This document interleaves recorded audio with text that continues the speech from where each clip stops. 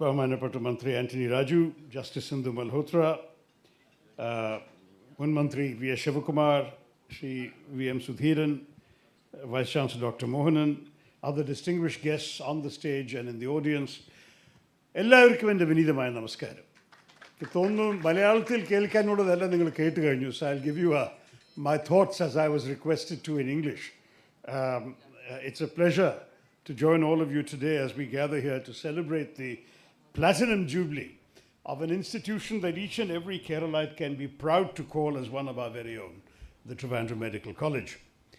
As your Member of Parliament, it's a matter of great pride to me that our city hosts an institution of this exemplary character and legacy. On a number of occasions, I've personally been a beneficiary of the warm, human-centric brand of medical treatment administered by the outstanding group of doctors, nurses, and support staff of this medical college. And I've always left feeling a distinct sense of comfort, knowing that an institution of this caliber provides affordable and quality healthcare to the people of this state day in and day out. At a time when it has become almost fashionable to sneer at government public medical facilities, the Trivandrum Medical College and its members have, despite the difficult and exacting circumstances in which they operate, ranging from the high volume of patients to challenges of shortages of personnel, resources, and in some cases equipment, despite all this, the institution has historically stood out as a paragon of excellence. It is arguably an embodiment of the Kerala model of healthcare that is rightly celebrated across the world today. Today, as policymakers and healthcare practitioners gather here today, we welcome the fact that the state of Kerala's performance in key social development indicators is easily comparable to that of a first world country. But perhaps we have not adequately recognized that in terms of healthcare, which is one of the aspects in which our state outperforms the rest of the country, not enough attention has been paid to the role of the Trivandrum Medical College, which has demonstrably been the bedrock of our celebrated model. Right from its foundation in 1951 by India's first Prime Minister, Pandit Jawaharlal Nehru, the institution has in many ways set the tone for the development of medical infrastructure and medical education in the state.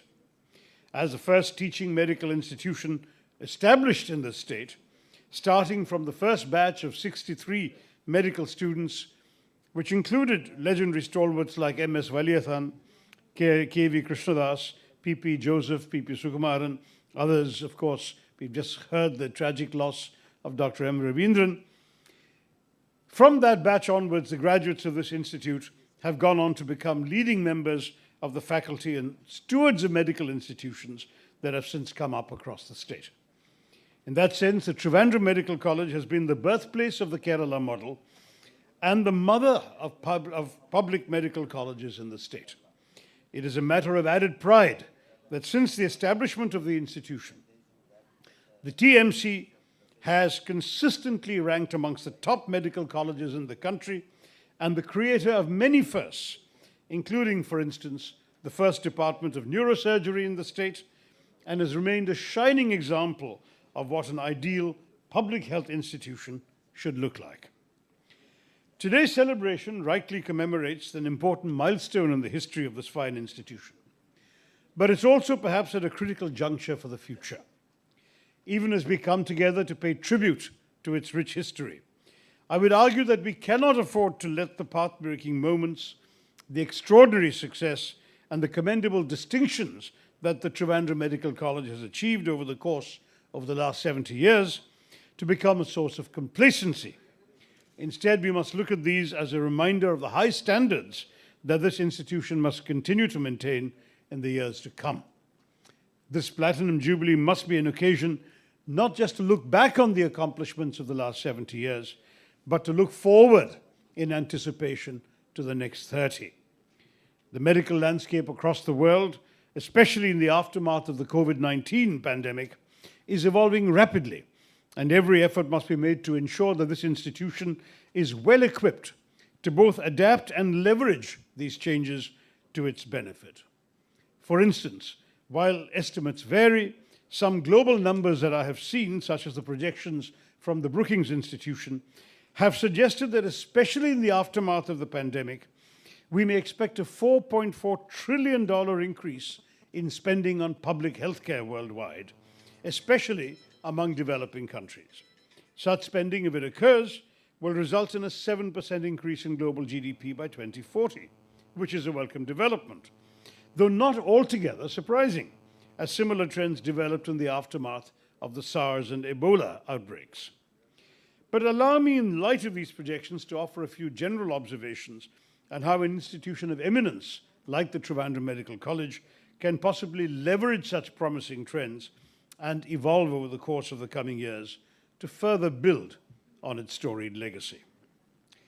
Any conversation on the future of an institution like TMC must necessarily begin by looking at the concerns of doctors and medical graduates who are the backbone of our healthcare infrastructure.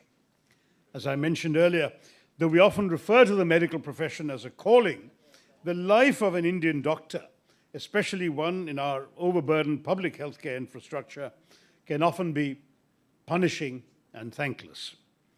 All of you, I'm sure, are aware of the severe shortage of doctors in our country, an aspect that was exposed at great human cost during the COVID-19 pandemic.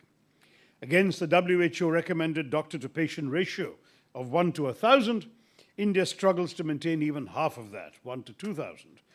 And each year, around 55,000 doctors and 25,000 postgraduate specialists are emerging from our medical schools clutching their degrees, which should have ideally left us with a more favorable doctor-to-patient ratio.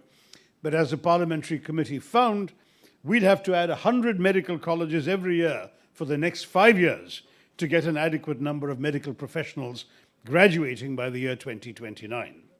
And how qualified they all will be is another matter. We seem to be exporting the cream of the crop overseas or to private hospitals beyond the access of common citizens. Admittedly, the situation in Kerala is considerably better in this regard. It's amongst a handful of Indian states where the doctor-to-patient ratio is even better than the WHO standard, with recent estimates suggesting that the current ratio in Kerala is estimated to be 1 to 400. But even with this favorable ratio, our medical infrastructure was severely tested during the COVID-19 pandemic, with many doctors' associations in the states pointing out that the number of doctors available on hand was insufficient, given the scale of the healthcare crisis we were facing. While one could argue that the pandemic was an exceptional period, it would certainly be in the interests of the long-term security of our state for us to assess how we can be better prepared to handle such situations in the future.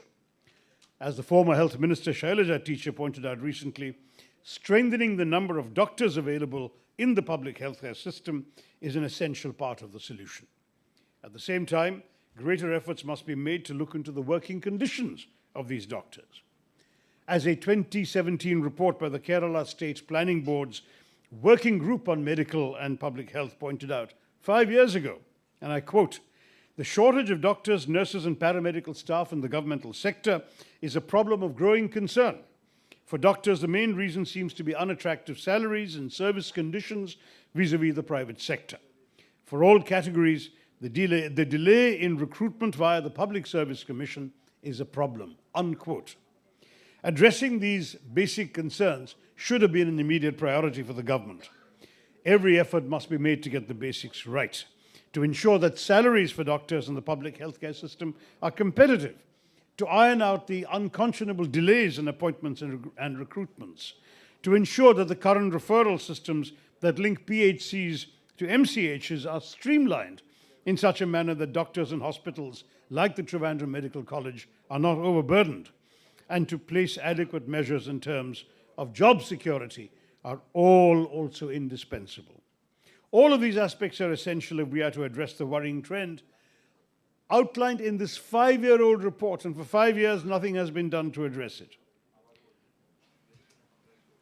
The limited presence of doctors and allied staff in our public healthcare system is something that should affect all our consciences.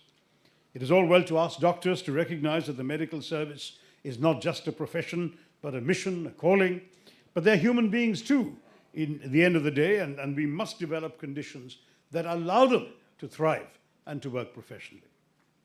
In turn, such efforts, which will further bolster the quality of medical care available at public health centres can help increase the faith of common citizens in such institutions.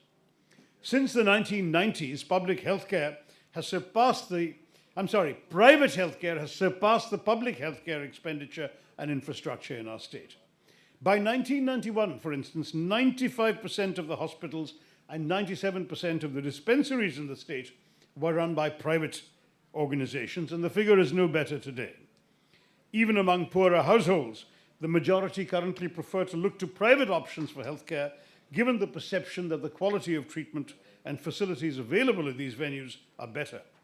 But this comes at a cost and raises the ominous challenge of high out-of-pocket expenditure to finance medical treatment. We all know that poverty is one of the biggest challenges for India, even today in the 21st century. But I hope you understand the enormous role that healthcare plays in deciding the fate of India's poor. The working poor are just one economic shock, which for a daily wage labourer could mean as little as missing a single day's work and pay on account of illness. One economic shock away from slipping below the poverty line.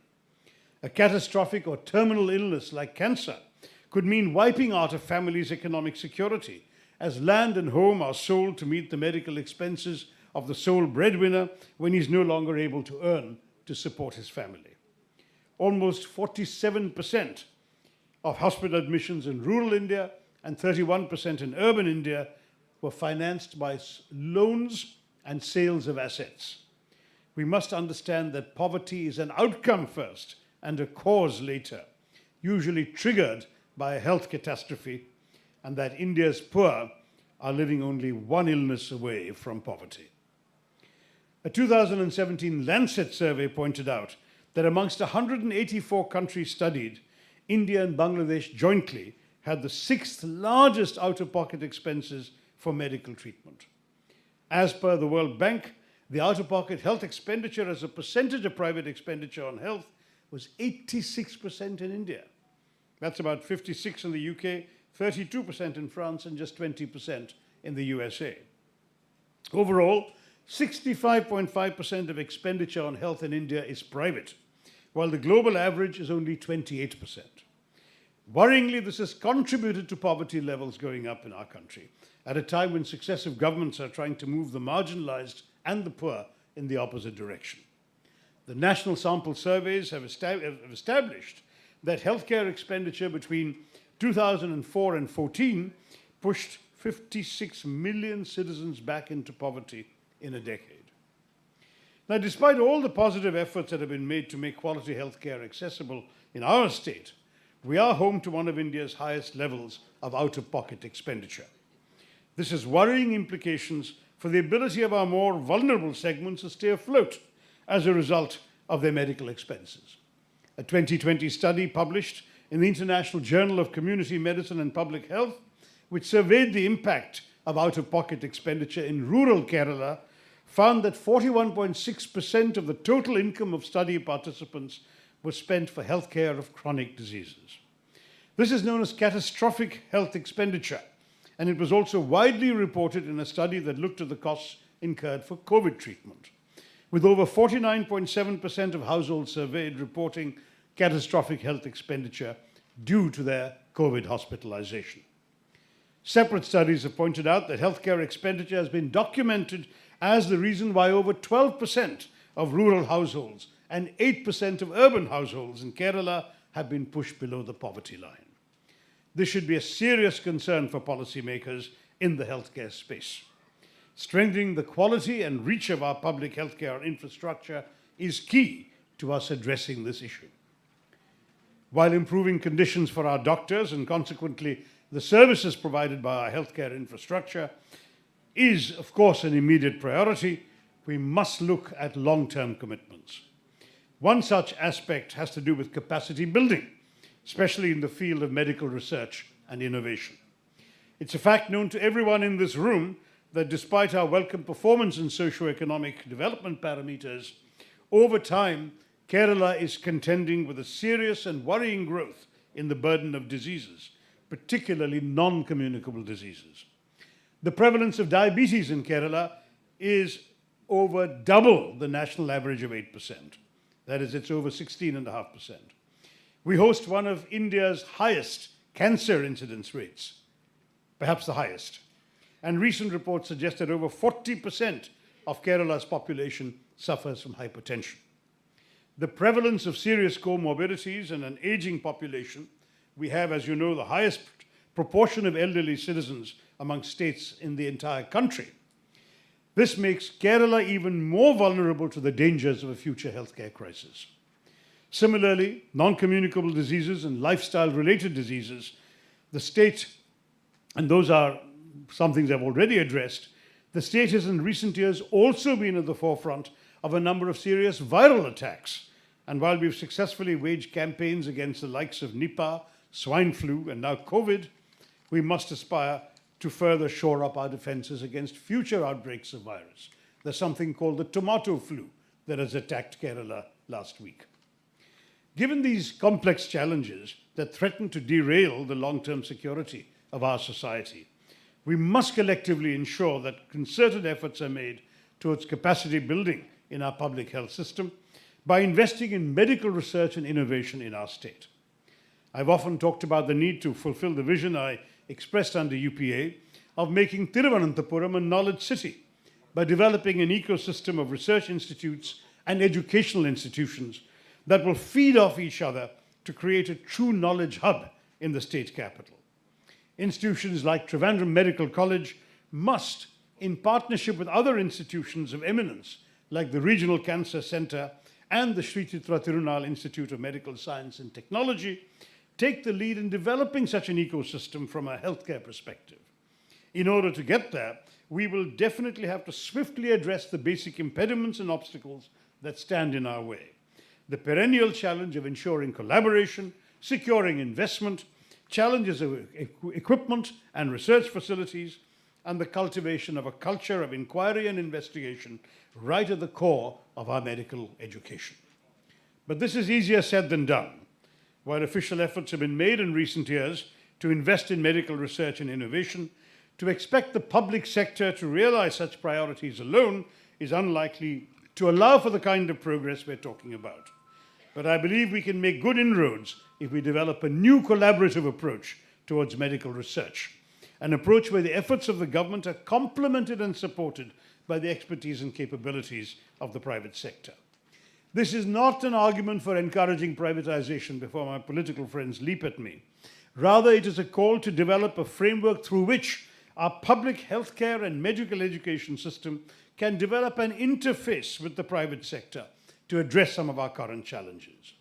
Led by the government, such a model that combines the strengths of the public and the private sector, including on aspects such as technology transfers, financing clinical interventions to look into root causes, encouraging more joint cutting-edge research on possible treatments and protocols, working together to enhance the reach of preventive efforts, and investing in medical R&D, this is the way forward.